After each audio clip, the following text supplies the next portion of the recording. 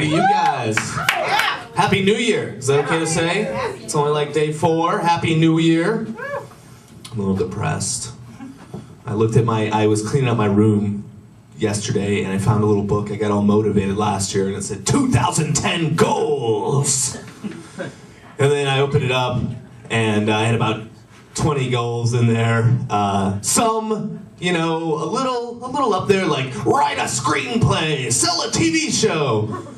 But some of them were just totally achievable. And I achieved 0 goals in the whole list. There were like 20, I achieved 0. The one that I'm most disappointed about was buy a new computer. Which isn't really a goal, that's just like a to-do list. That's totally something you should be able to do, and I wasn't able to do it. So I was reading some kind of self-help book that was like, you should set realistic and achievable goals.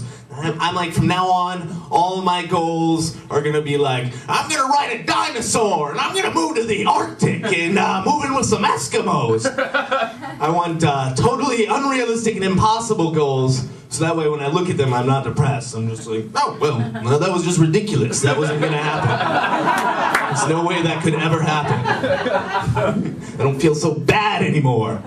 I've got kind of an interesting day job. When I tell people this, they look at me and they're like, you're full of crap.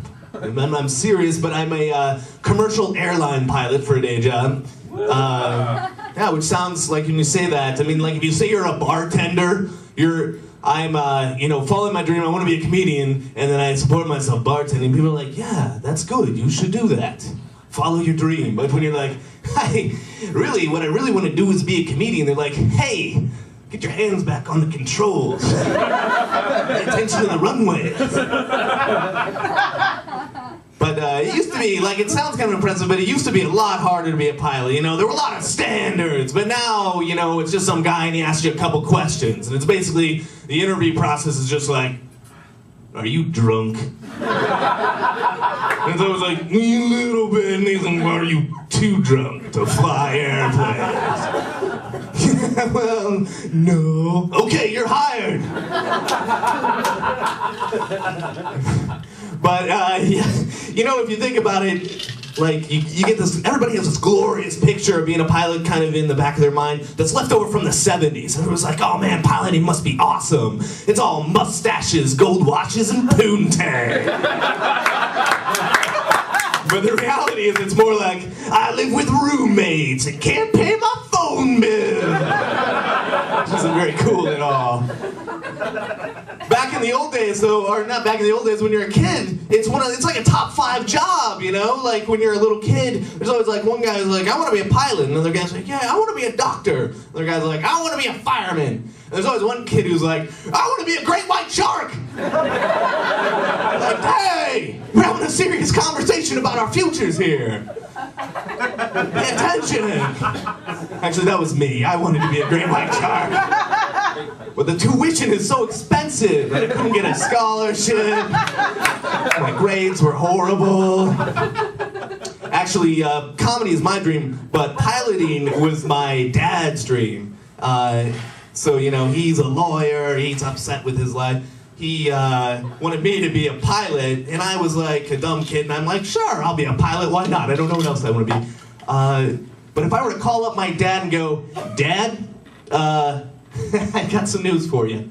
I'm not flying anymore. I'm following my dream. That would be about the equivalent of me calling up and being like, Dad, I'm gay. And I've met a beautiful man named Enrique, and we're moving to Mexico. I don't know why Enrique has to move to Mexico. Enrique can live anywhere. He's a very smart guy. We're moving to Europe, and we're going to Germany, because they speak German there. You thought Enrique would choose Barcelona. He's multilingual. But actually, my dad, though, if I called him up and said that, he'd be like, oh, okay, I'll be supportive. But if I called up and said, I'm not flying anymore, Dad, it's a stupid job and I'm doing comedy, he'd probably just be like, all right, well, I'm going to drink a lot and forget your name. Yeah, but people don't like a joker.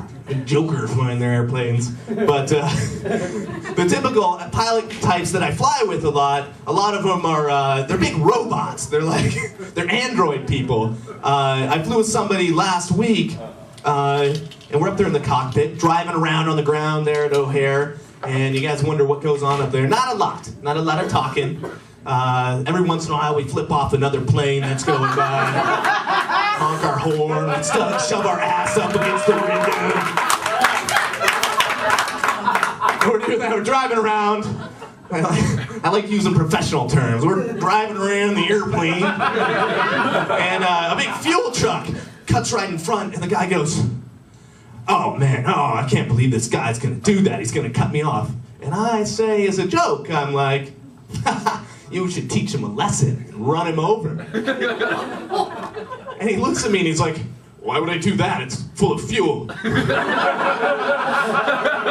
I was like, "All right, Dr. Spock, there's gonna be a lot of things on this 4-day that you're not gonna get." But standards have gone way down. They've gone way down. I fly around those little regional airplanes at O'Hare, and those crappy little things, everybody hates them. And a lot of times, like your suitcase, it won't fit in the overhead bin. And so sometimes, every once in a while, I have to be tagged to carry somebody's bag outside, their suitcase. And I always have to promise them. They're like, don't take my bag. I've got a connecting flight. And I'm like, it's okay, it'll be there when you get there. And they're like, you promise they're not gonna lose my bag? And I'm always like, I promise you that. But the thing is, the real truth is, I want it to be there for them. But after it's out of my hands, there's really nothing I can do. Me promising that your bag is gonna get there with you is like the guy at the Taco Bell microphone promising nobody's jacking off in your burrito. I mean, there's probably not somebody jacking off in your burrito, but there's like a 10% chance. There's a guy named Steve who is losing your bag or jacking off in your burrito at all times. Or maybe he's jacking off in your suitcase and losing your burrito. Either way, you got a situation on your hands. That's my time, you guys.